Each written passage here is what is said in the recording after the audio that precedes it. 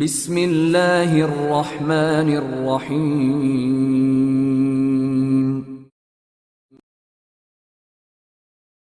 ہارچ Imran series, مصنف مظہر کلیم M.A۔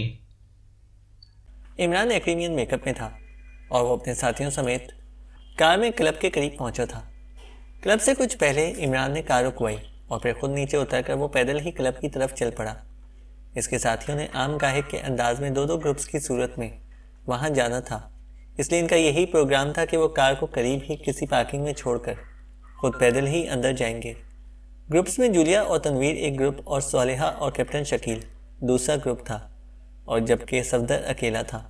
Safdar نے خود ہی صالحہ کے ساتھ گروپ بنا کر اندر جانے سے انکار کر دیا تھا کہ اس طرح اس کی کارکردگی میں فرق پڑ سکتا تھا، اس لیے صالحہ نے ناراض ہو کر خود ہی کیپٹن شکیل کو اپنے ساتھ شامل کر لیا تھا۔ عمران کلب کے گیٹ میں داخل ہوا اور اطمینان سے چلتا ہوا آگے بڑھتا چلا گیا۔ مین گیٹ کے پاس دونوں طرف دو دربان موجود تھے۔ انہوں نے عمران کو سلام کیا اور پھر ایک نے شیشے کا گیٹ کھول دیا۔ عمران اندر داخل ہوا تو ایک طویل راہداری تھی جس کے دونوں اطراف میں بڑے بڑے چار ہالوں کے دروازے موجود تھے، اور تقریباً ہر ہال میں اعلیٰ سوسائٹی کے مرد اور عورتیں بیٹھی ہوئی نظر آ رہی تھیں۔ عمران پہلے ہی ہال کی طرف مڑ گیا۔ اس ہال میں ایک طرف بڑا سا کاؤنٹر تھا جس کے پیچھے دو لڑکیاں بھی موجود تھیں۔ عمران اطمینان سے کاؤنٹر کی طرف بڑھتا چلا گیا، جبکہ سرسری نظر ڈالتے ہوئے ہال میں اس نے دو آدمیوں کو دیکھ لیا جو ایک کونے میں بیٹھے شراب نوشی میں مصروف تھے، لیکن ان کے قد و قامت اور انداز بتا رہا تھا کہ وہ عام گاہک نہیں ہیں۔ اور پھر ان کی نظریں اس وقت عمران پر جمی ہوئی تھیں جب عمران ہال میں داخل ہو کر کاؤنٹر کی طرف جا رہا تھا، لیکن عمران اسی طرح اطمینان سے چلتا ہوا کاؤنٹر پر پہنچ گیا۔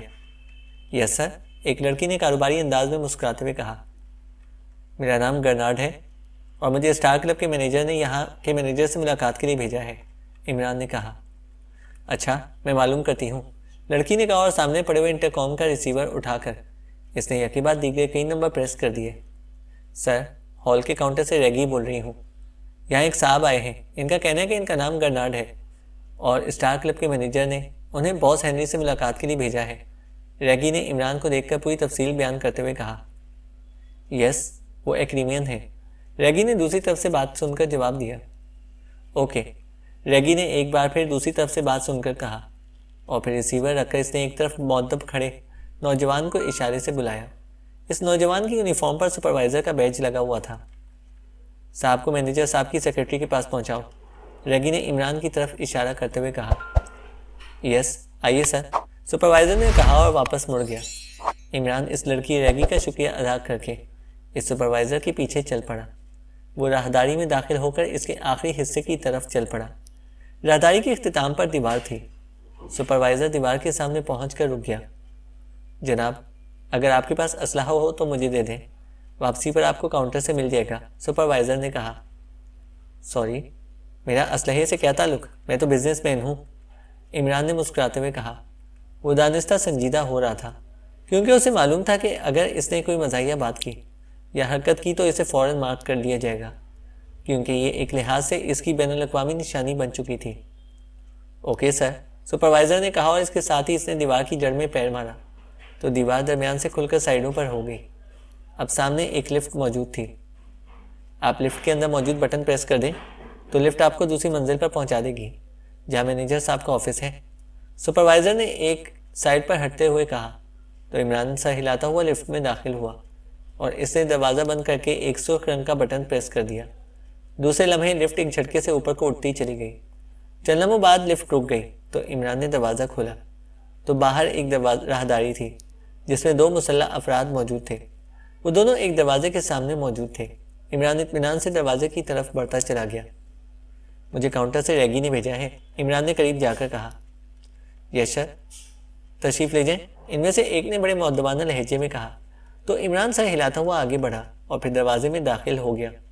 یہ خاصا بڑا کمرہ تھا جس میں ایک سائڈ پر شیشے کا دروازہ تھا جس کے سامنے بیزوی کاؤنٹر تھا، اور اس کاؤنٹر کے پیچھے ایک خوبصورت لڑکی بیٹھی ہوئی تھی، جبکہ سائڈ کی دیوار کے ساتھ صوفے رکھے ہوئے تھے جہاں دو مرد اور ایک عورت بیٹھی ہوئی تھی۔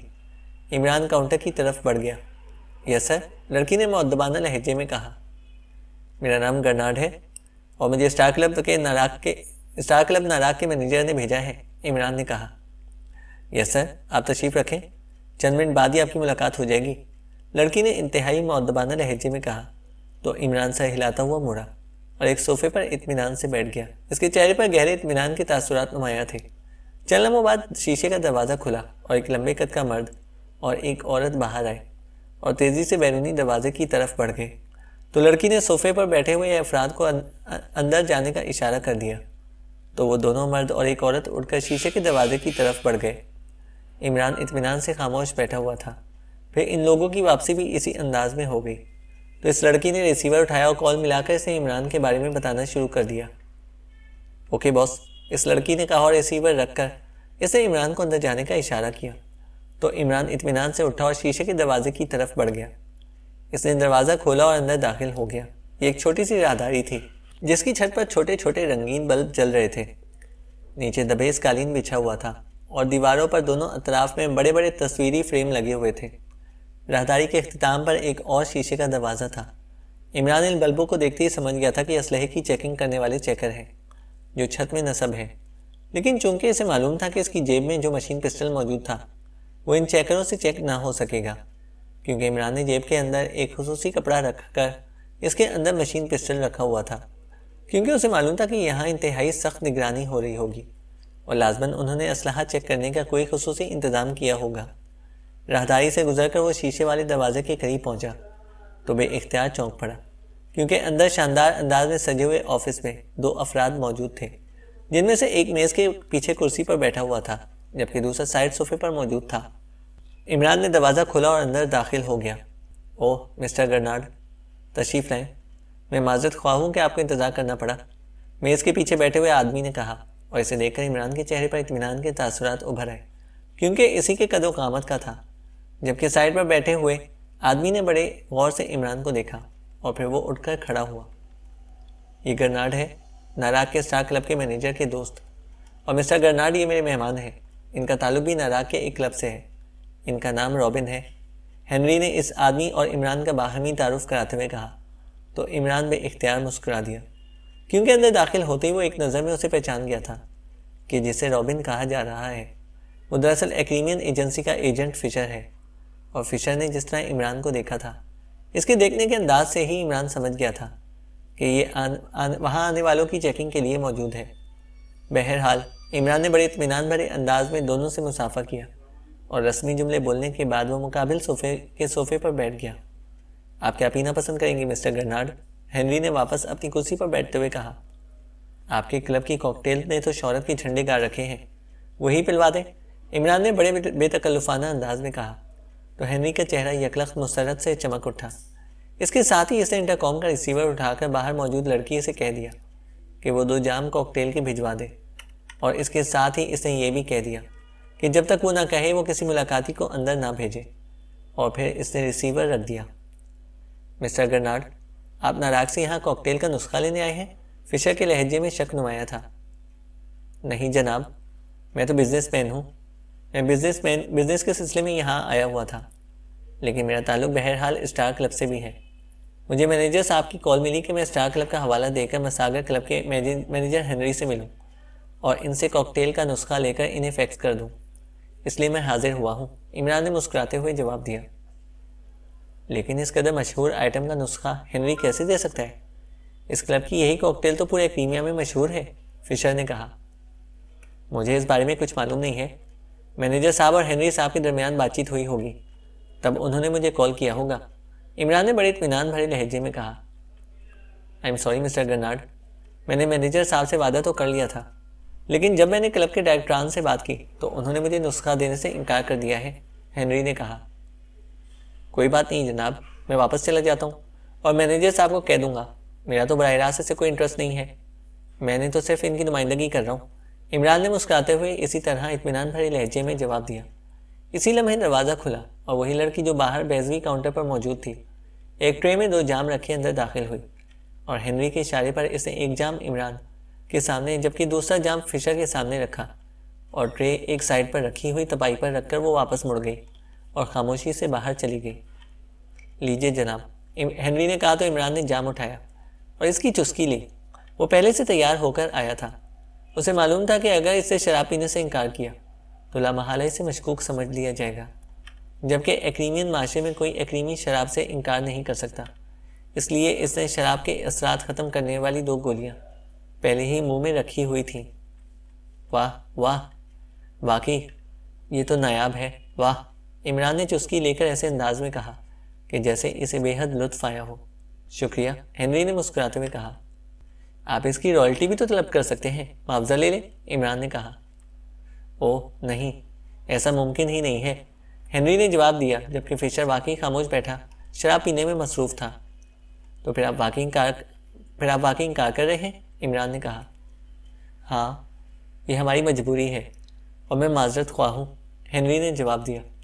اوکے، پھر کیا مجھے نارا کے ایک فون کرنے کی اجازت ہے تاکہ میں مینیجر صاحب سے آپ کے سامنے بات کر لوں؟ ہو سکتا ہے کہ وہ آپ سے کوئی بات کرنا چاہیں، عمران نے کہا۔ اوہ نہیں، سوری، میں شرمندگی کی وجہ سے خود کوئی بات نہیں کرنا چاہتا، ورنہ تو میں پہلے ہی انہیں فون کر کے معذرت کر لیتا۔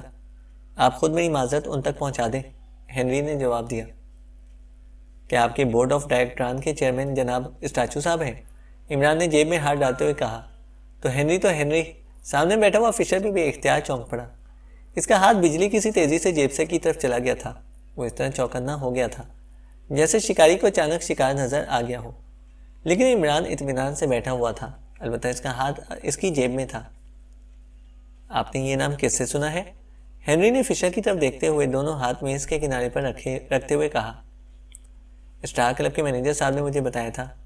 ان کو یہ شک تھا کہ شاید آپ انکار کر دیں، اس لیے انہوں نے کہا تھا کہ اس صورت میں آپ سے پوچھ کر جناب اسٹاچو صاحب سے ملاقات کروں اور انہیں اس بات پر آمادہ کروں، عمران نے بڑے اطمینان بھرے لہجے میں کہا۔ خبردار، دونوں ہاتھ سر پر رکھ لو، یکلخت فشر نے ایک جھٹکے سے اٹھتے ہوئے کہا، اور اس کے ساتھ ہی سرر کی آواز سنائی دی تو عمران کے سامنے دیوار درمیان سے پھٹ کر ایک طرف کو ہو گئی اور وہاں 4 افراد مشین گنوں سے مسلح کھڑے نظر آنے لگے۔ ان کی مشین گنوں کا رخ عمران کی طرف تھا۔ کیا مطلب؟ یہ سب کیا ہے؟ عمران نے بھی ایک جھٹکے سے اٹھ کر کھڑے ہوتے ہوئے کہا۔ جو میں کہہ رہا ہوں وہ کرو ورنہ فائر کھول دوں گا، فشر نے گھبراتے ہوئے کہا۔ اب اس کے ہاتھ میں بھی مشین پسٹل موجود تھا۔ اوکے، لیکن عمران نے کہا، لیکن فکر مکمل کرنے سے پہلے ہی اس نے اچانک کسی بھوکے عقاب کی طرح فشر پر چھلانگ لگا دی۔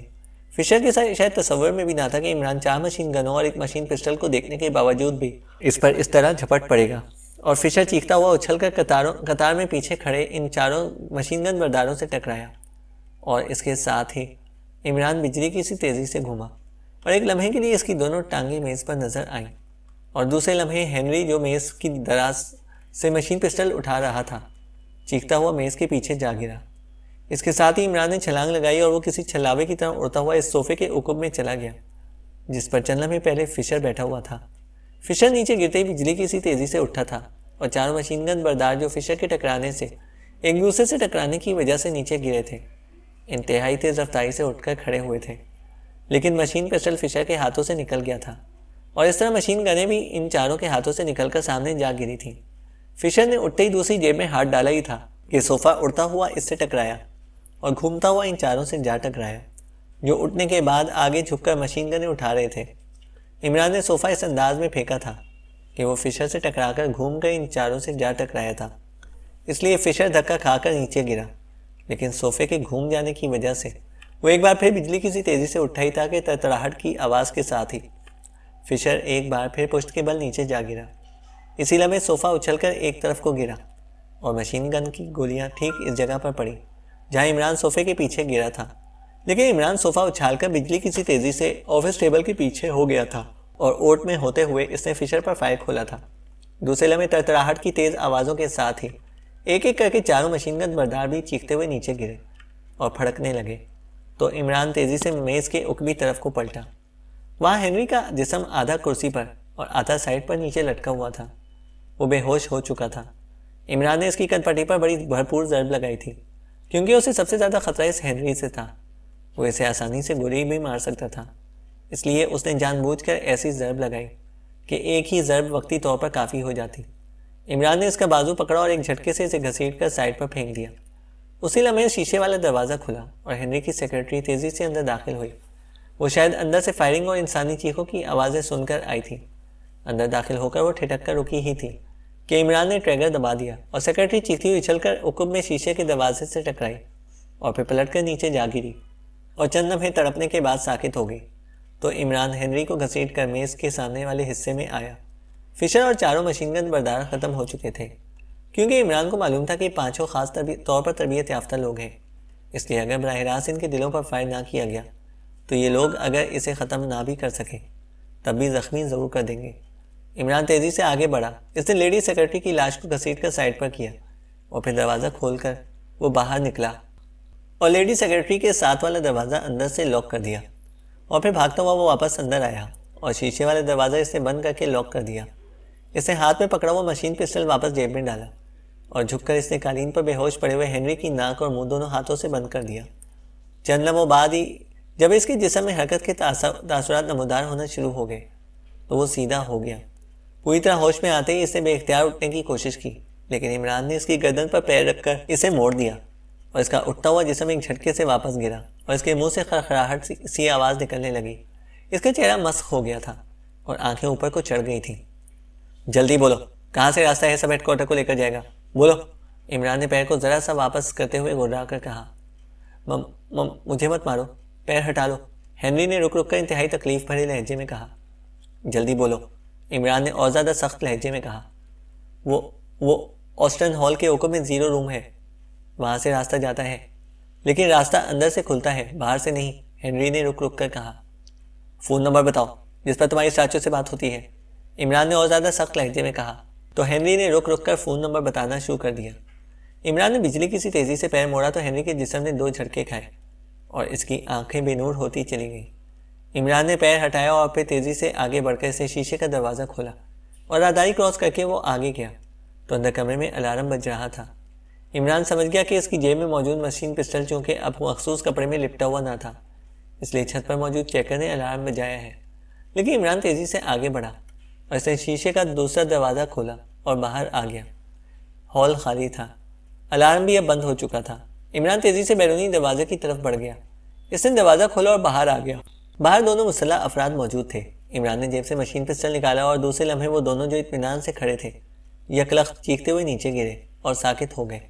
عمران نے مشین پسٹل جیب میں ڈالا اور تیزی سے لفٹ کی طرف بڑھ گیا۔ تھوڑی دیر بعد وہ نیچے پہنچ گیا تھا اور پھر وہ اطمینان سے چلتا ہوا بیرونی دروازے کی طرف بڑھ گیا۔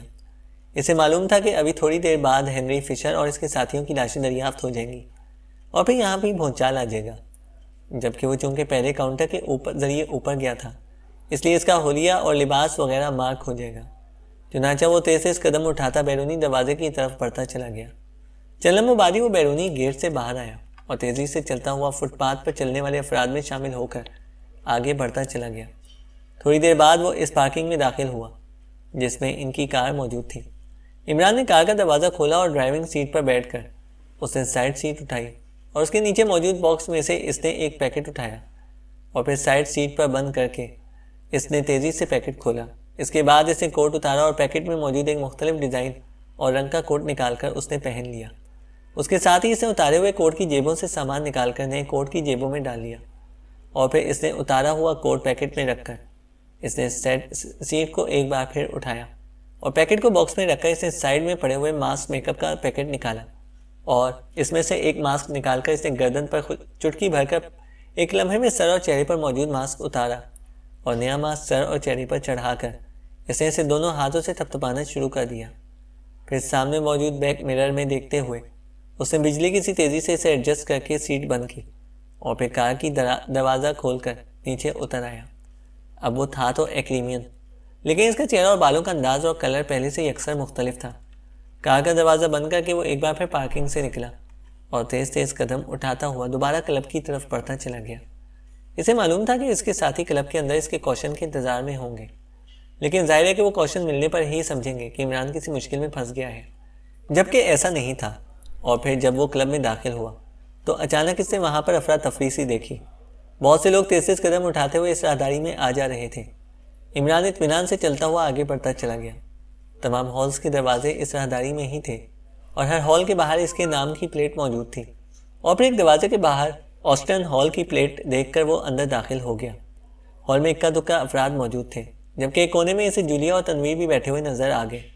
عمران تیز قدم اٹھاتا ان کی طرف کو بڑھ گیا میرا نام مائیکل ہے، کیا میں یہاں بیٹھ سکتا ہوں؟ عمران نے قریب جا کر آہستہ سے کہا تو ان دونوں نے چونک کر اس کی طرف دیکھا۔ میں نے اپنا کوٹ اور حلیہ تبدیل کر لیا ہے، عمران نے کرسی پر بیٹھتے ہوئے کہا تو اس بار ان دونوں نے اس بات میں سر ہلا دیے۔ کیا ہوا ہے یہاں؟ کچھ افراتفری سی نظر آ رہی ہے، تنویر نے کہا۔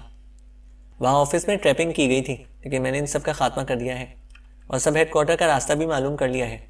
تم باقی ساتھیوں کو یہاں پر کال کر لو، مجھے وہ نہیں پہچانیں گے، عمران نے کہا تو تنویر سے ہلاتا ہوا اٹھا اور تیز تیز قدم اٹھاتا ہال سے باہر چلا گیا۔ تھوڑی دیر بعد صفدر اندر داخل ہوا اور سیدھا اس میز کی طرف آ گیا۔ ظاہر ہے کہ اس نے جولیا کو دیکھ لیا تھا۔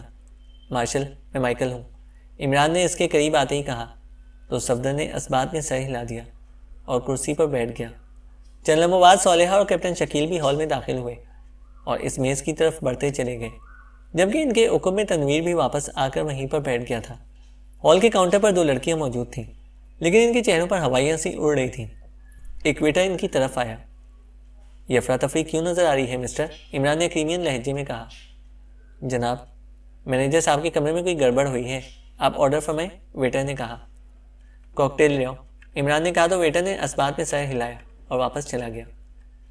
شراب کو پانی بنانے والی گولیاں نکال لو، یہاں شراب کے علاوہ کچھ منگوانا اپنے آپ کو مشکوک بنانا ہے، عمران نے کہا تو سب نے اسبات میں سر ہلا دیے۔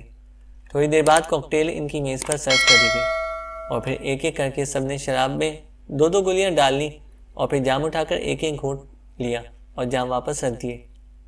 اب کیا پروگرام ہے مسٹر مائیکل؟ صفدر نے کہا۔ اس ہال کے آخری کونے میں دروازہ نظر آ رہا ہے، اس کے پیچھے کمرہ ہے اور راستہ اس سے کمرے سے جاتا ہے، لیکن راستہ اندر سے کھلتا ہے۔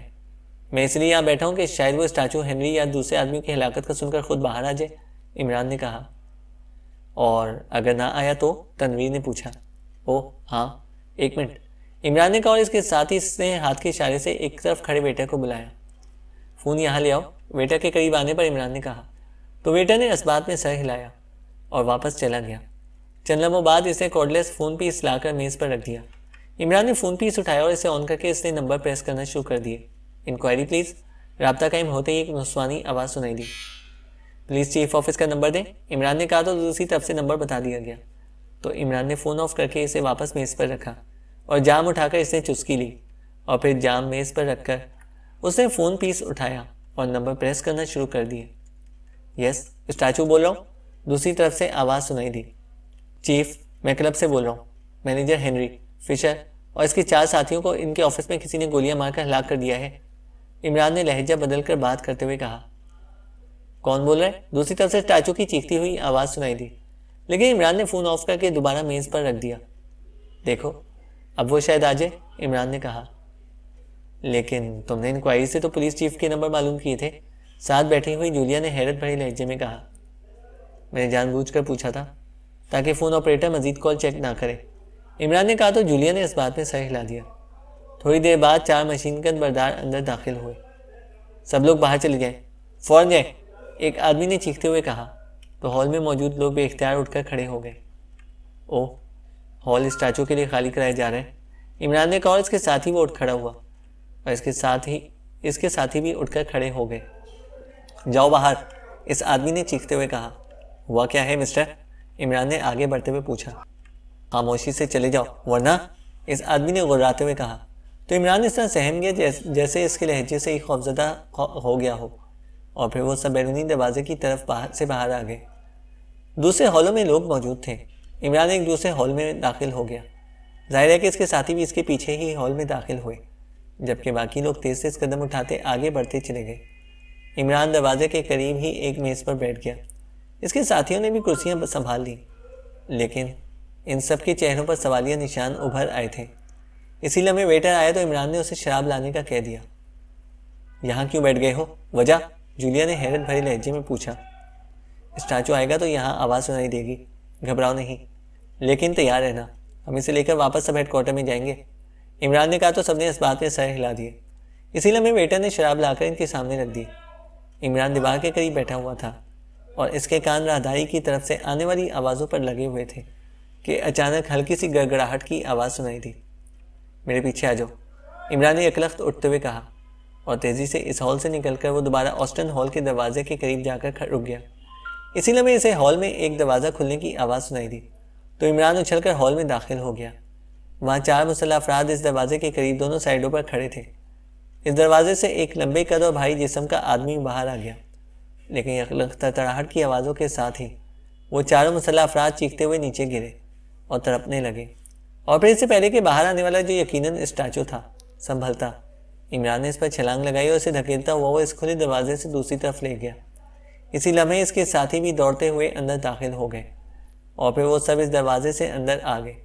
عمران نے یکلخت اسٹیچو کو اٹھا کر اس طرح گھما کر نیچے پھینکا تھا کہ اس کی گردن میں بل آ گیا اور وہ بے ہوش ہو گیا۔ یہ ایک کمرہ تھا جس کی عقبی دیوار درمیان سے کھلی ہوئی تھی اور ایک راہداری سی گہرائی میں جا رہی تھی۔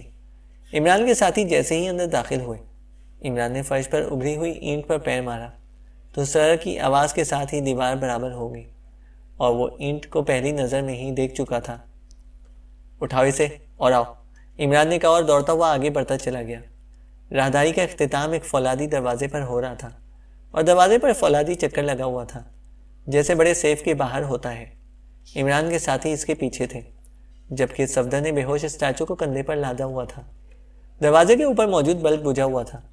عمران نے چکر کو تیزی سے الٹے رخ گھمایا اور دروازے کو دھکیل کر کھولا تو دوسری طرف ایک خالی کمرہ تھا جو خالی تھا۔ عمران تیزی سے اندر داخل ہوا، اس کے ساتھیوں نے بھی اس کی پیروی کی، اور پھر جیسے ہی آخری ساتھی اندر آیا، عمران نے مڑ کر دروازہ بند کر دیا اور اندر موجود چکر کو اس نے سیدھے رخ پر گھما دیا۔ اس کے ساتھ ہی دروازے کی سائیڈ میں موجود دیوار پر لگے ہوئے سوئچ بورڈ پر نظر آنے والے سرخ رنگ کے بٹن کو اس نے پریس کر دیا تو دروازے کے اوپر اندر کی طرف موجود بلب جل اٹھا۔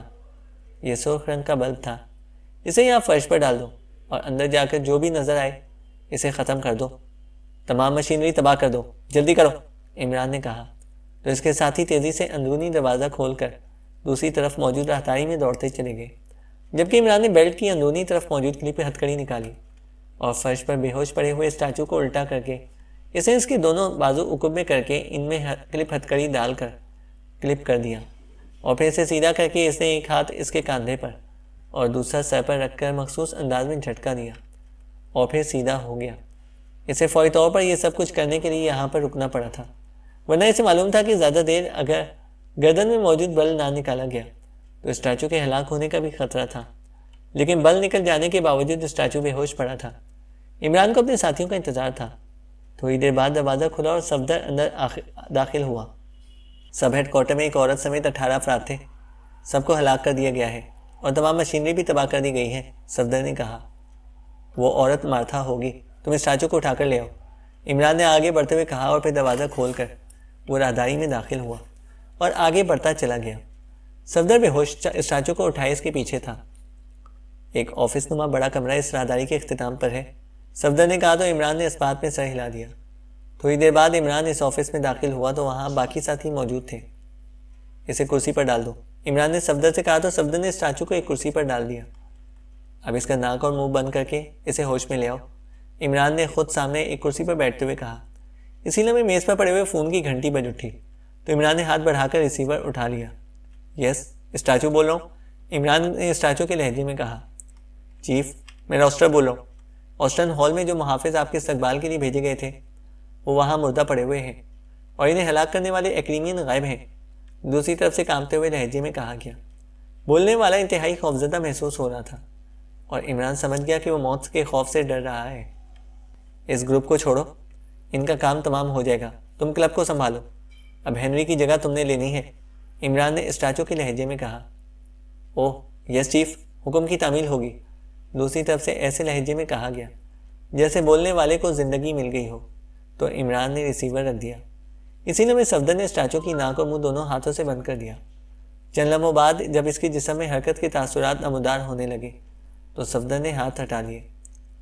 جولیا اور صالحہ کو یہاں چھوڑ کر تم سب یہاں کی تلاشی لو، شاید مین ہیڈ کوارٹر کے بارے میں کوئی فائل مل جائے، عمران نے کہا تو صفدر، تنویر اور کیپٹن شکیل تینوں سر ہلاتے ہوئے اس کمرے سے باہر چلے گئے، جبکہ جولیا اور صالحہ دونوں ایک طرف رکھی ہوئی کرسیوں پر بیٹھ گئیں۔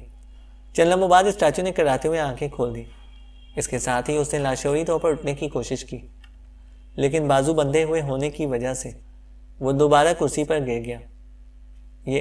یہ کیا مطلب؟ کون ہو تم؟ یہ سب کیا ہے؟ اسٹیچو نے انتہائی حیرت بھرے لہجے میں ادھر ادھر دیکھتے ہوئے کہا، تم سب ہیڈ کوارٹر کے انچارج ہو اسٹیچو، اور تم نے یہ دیکھ لیا ہے کہ ہم نے نہ صرف تمہارے سب ہیڈ کوارٹر میں موجود ہیں جبکہ تمہارے علاوہ یہاں سب کا خاتمہ کر دیا گیا ہے، اور یہاں موجود تمام مشینری بھی تباہ کر دی گئی ہے۔ اور یہ بھی بتا دوں کہ میں نے تمہاری آواز میں بات کر کے کلب میں روسٹر کو ہنری کی جگہ دے دی ہے اور اسے کہہ دیا ہے کہ وہ اب یہاں ہمیں ڈسٹرب نہ کرے۔ ویسے بھی بیرونی دروازہ میں نے دوبارہ لاک کر دیا ہے اور دیوار بھی برابر کر دی ہے، اس لیے باہر سے کوئی اندر نہیں آ سکتا، عمران نے تفصیل بتاتے ہوئے کہا۔ تو اسٹیچو کی آنکھیں حیرت سے پھیلتی چلی گئی۔ تم کون ہو؟ اسٹیچو نے رک رک کر کہا۔ تم ابھی تک ہمیں پہچانے نہیں؟ ہمارا تعلق اس ملک سے ہے جس ملک کا ڈیم تباہ کرنے کا معاہدہ تم نے کافرستانی حکومت سے کیا تھا، عمران نے منہ بناتے ہوئے کہا۔ تو اسٹیچو کے چہرے پر حیرت کے ساتھ ساتھ خوف کے تاثرات پھیلتے چلے گئے۔ تم یہاں کیسے پہنچ گئے؟ یہ سب تم نے کیسے کر لیا؟ اسٹیچو نے رک رک کر کہا۔ باکاری، رائٹ اور فشر کو ہمارے مقابلے لا کر تم نے دیکھ لیا ہے، اور اس وقت تم جس پوزیشن میں ہو اس کا بھی تم نے اندازہ کر لیا ہوگا۔ میں نے تمہیں اس لیے زندہ رکھا ہے کہ تم مجھے مین ہیڈ کوارٹر کے بارے میں تفصیل بتا دو۔ تو میرا وعدہ ہے کہ میں تمہیں زندہ چھوڑ دوں گا، کیونکہ مجھے معلوم ہے کہ اب آئندہ تم ہمارے ملک کے خلاف مشن بک کرنے سے پہلے 1000 بار سوچو گے، عمران نے سرد لہجے میں کہا۔ لیکن میں تو مین ہیڈ کوارٹر کے بارے میں کچھ نہیں جانتا، اسٹیچو نے جواب دیا۔ اب اس کا لہجہ خاصا سنبھلا ہوا تھا۔ تو پھر تمہارا زندہ رہنا ہمارے لیے بیکار ہے، عمران نے کرسی سے اٹھتے ہوئے کہا، اور اس کے ساتھ ہی اس نے جیب سے مشین پسٹل نکال لیا۔ میں درست کہہ رہا ہوں، میری بات پر یقین کرو، اسٹیچو نے جلدی سے کہا، مگر عمران نے آگے بڑھ کر اس کی کنپٹی پر مشین پسٹل کی نال رکھ دی۔ میں صرف 5 تک گنوں گا اور پھر ٹریگر دبا دوں گا۔ میں تمہیں زندہ رہنے کا آخری موقع دے رہا ہوں۔ عمران کا لہجہ بے حد سرد تھا اور اس کے ساتھ ہی اسے گنتی شروع کر دی۔ اسٹیچو کو دیکھتے ہی وہ سمجھ گیا تھا کہ وہ فیلڈ کا آدمی نہیں ہے بلکہ صرف کرسی پر بیٹھ کر حکم چلانے کا عادی ہے۔ رک جاؤ، میں بتاتا ہوں، رک جاؤ۔ عمران ابھی 3 تک ہی پہنچا تھا کہ اسٹیچو نے چیختے ہوئے کہا، بولتے جاؤ ورنہ گنتی جاری رہے گی۔ عمران نے اسی طرح سرد لہجے میں کہا، میرا رابطہ مین ہیڈ کوارٹر سے صرف ٹرانسمیٹر پر ہے، مجھے اس کے بارے میں تفصیل کا علم نہیں ہے، اسٹیچو نے کہا۔ کیا فریکوینسی ہے؟ عمران نے کہا تو اسٹیچو نے فریکوینسی بتا دی۔ کون سے مین ہیڈ کوارٹر کا انچارج؟ عمران نے پوچھا۔ مجھے نہیں معلوم، ہم اسے بگ باس کہتے ہیں، اسٹیچو نے جواب دیا۔ مرد ہے یا عورت؟ عمران نے پوچھا۔ مرد ہے، اسٹیچو نے جواب دیتے ہوئے کہا۔ کون سے کوڈ بولے جاتے ہیں؟ عمران نے کہا۔ ہمارے درمیان کوئی کوڈ نہیں ہے، دوسروں کے لیے کوڈ ہوں گے، میرے لیے نہیں ہے، اسٹیچو نے جواب دیا۔ یہاں ٹرانسمیٹر کا ہے؟ عمران نے پوچھا۔ سامنے الماری میں، اسٹیچو نے کہا تو عمران کے اشارے پر جولیا نے اٹھ کر الماری کھولی اور اس میں سے ایک ٹرانسمیٹر اٹھا کر اسے عمران کے سامنے رکھ دیا۔ عمران چند لمحے غور سے اس ٹرانسمیٹر کو دیکھتا رہا۔ میں فریکوینسی ایڈجسٹ کر کے بٹن آن کرتا ہوں، تم بگ باس سے بات کرو اور اسے بتاؤ کہ فشر نے پاکستانی ایجنٹوں کا خاتمہ کر دیا ہے، عمران نے کہا۔ نہیں، مین ہیڈ کوارٹر کے مخبر باہر کلب میں موجود ہوں گے اور فشر کی ہلاکت کی خبر اب تک بگ باس تک پہنچ چکی ہوگی، اسٹیچو نے کہا۔ کیا ان مخبروں کے پاس بھی یہی فریکوینسی ہے؟ عمران نے پوچھا۔ مجھے نہیں معلوم، یہ فریکوینسی تو صرف میرے لیے مخصوص ہے، اسٹیچو نے کہا۔ تو پھر اس سے کوئی اور بات کرو، لیکن بات کر کے کنفرم کراؤ کہ تم نے واقعی درست بات بتائی ہے، ورنہ، عمران نے سرد لہجے میں کہا۔ ملاؤ کال، میں بات کرتا ہوں، اسٹیچو نے فوراً رضامند ہوتے ہوئے کہا۔ تو عمران نے فریکوینسی ایڈجسٹ کی اور پھر ٹرانسمیٹر اٹھا کے اسے اسٹیچو کے منہ کے قریب کر کے اسے آن کر دیا۔ یہ مخصوص ساخت کا ٹرانسمیٹر تھا۔ Hello, statue calling, over, statue نے کال دیتے ہوئے کہا اور اس کے اوور کہنے پر عمران نے بٹن پریس کر دیا۔ Yes, big boss attending you, over. چند لمحوں بعد ایک بھاری سی مردانہ آواز سنائی دی۔ بگ باس، پاکستانی ایجنٹوں نے فشر کو بھی ہلاک کر دیا ہے، اب یہاں اور تو کوئی گروپ نہیں ہے جسے ان کے مقابلے پر لایا جائے، اوور، اسٹیچو نے کہا۔ ہاں، مین ہیڈ کوارٹر کو اطلاع مل چکی ہے کہ کلب کے مینیجر ہنری فشر اور اس کے 4 افراد کو ہنری کے آفس میں کسی ایکریمین نے ہلاک کر دیا ہے اور وہ نکل گیا ہے۔ میں تمہاری کال کا انتظار کر رہا تھا۔ میں نے ناراک میں ایک اور گروپ کو جس کا لیڈر جوزف ہے حکم دے دیا کہ وہ مونز پہنچ کر ان افراد کو ٹریس کر کے ہلاک کر دے، وہ خود ہی سارا کام کر لے گا، تمہارے سے کوئی رابطہ نہیں ہوگا اور تم نے بہرحال سب ہیڈ کوارٹر کو کسی صورت بھی اوپن نہیں کرنا، اوور، دوسری طرف سے کہا گیا۔ یس بگ باس، اوور، اسٹیچو نے کہا تو دوسری طرف سے اوور اینڈ آل کہہ کر رابطہ ختم کر دیا گیا۔ تو عمران نے بھی ٹرانسمیٹر آف کر کے اسے واپس میز پر رکھ دیا۔ اب یہ بتاؤ، کہ یہاں سے کوئی خفیہ راستہ باہر جانے کا بھی ہے؟ ایسا راستہ جو کلب سے نہ گزرتا ہو، عمران نے کہا۔ ایسا کوئی راستہ نہیں ہے، اسٹاچو نے جواب دیا۔ سوچ لو، مجھے وہ فائل مل چکی ہے جس میں سب ہیڈ کوارٹر کا تفصیلی نقشہ موجود ہے، عمران نے سرد لہجے میں کہا۔ میں درست کہہ رہا ہوں، میں جھوٹ نہیں بول رہا، اسٹاچو نے کہا تو اسی لمحے کمرے کا دروازہ کھلا اور صفدر اندر داخل ہوا۔ اس کے ہاتھ میں ایک فائل تھی۔ مائیکل، اس فائل میں سب ہیڈ کوارٹر کے بارے میں مکمل تفصیل موجود ہے، اور یہاں فائلوں میں ایک مکمل اسٹور موجود ہے جس میں دہشت گردی کی کارروائیوں کے بارے میں تفصیلات درج ہیں، اور اس حاج کے پورے یورپ اور ایگریمیا میں موجود تمام مقامی تنظیموں کے بارے میں مکمل فائلیں موجود ہیں، صفدر نے اندر داخل ہوتے ہوئے کہا۔ وہ سب ایس وی ایس کی وجہ سے اصل ناموں اور پاکستانی زبان کا استعمال نہ کر رہے تھے، ورنہ ہو سکتا تھا کہ ایس وی ایس یہاں کا کوشن دے دے اور کوئی گروپ اس کلب کو ہی میزائلوں سے اڑا دے۔ مجھے دکھاؤ فائل، عمران نے کہا، تو صفدر نے فائل اس کے ہاتھ میں دے دی۔ عمران نے اسے کھولا اور پھر ایک نقشے پر اس کی نظریں جم گئی۔ وہ کچھ دیر تک غور سے اسے دیکھتا رہا، پھر اسے فائل بن کر کے صفدر کی طرف بڑھا دی۔ تم تو کہہ رہے تھے کہ کوئی خفیہ راستہ نہیں ہے، جبکہ وہ خفیہ راستہ نقشے میں موجود ہے، عمران نے مڑ کر انتہائی سرد لہجے میں کہا۔ مجھے واقعی معلوم نہیں، اسٹاچو نے رک کر کہا، لیکن دوسرے لمحے عمران نے ٹریگر دبا دیا اور اسٹاچو چیخ بھی نہ مار سکا اور اس کی کھوپڑی ٹکڑوں میں اڑ کر نیچے فرش پر بکھر گئی۔ اس سب ہیڈ کوارٹر کو مکمل طور پر تباہ کر دینا چاہیے۔ یہاں اسلحہ خانہ موجود ہے، صفدر نے کہا، لیکن اوپر کلب ہے، وہاں بے گناہ افراد بھی ساتھ ہی مارے جائیں گے، عمران نے کہا۔ مرتے رہیں، یہاں جو کچھ بھی ہو رہا ہے اس سے پوری دنیا کے کروڑوں افراد کو خطرات لاحق ہیں، صفدر نے قدرے سخت لہجے میں کہا۔ اوکے، ٹھیک ہے، لیکن سب ہیڈ کوارٹر کے تحت تنظیموں کی فائلیں ہم ساتھ لے کر جائیں گے تاکہ انہیں متعلقہ محکموں کے اعلیٰ حکام تک پہنچا دیا جائے۔ اس طرح وہ خود ہی ان تنظیموں کے خلاف آپریشن کر کے ان سب کا حتمی خاتمہ کر دیں گے، عمران نے کہا۔ تو اس بار صفدر نے اسبات میں سر ہلا دیا۔ چینل کو سبسکرائب کریں اور بیل آئیکن کو پریس کریں تاکہ ہماری ہر اپڈیٹ آپ کو بر وقت مل سکے۔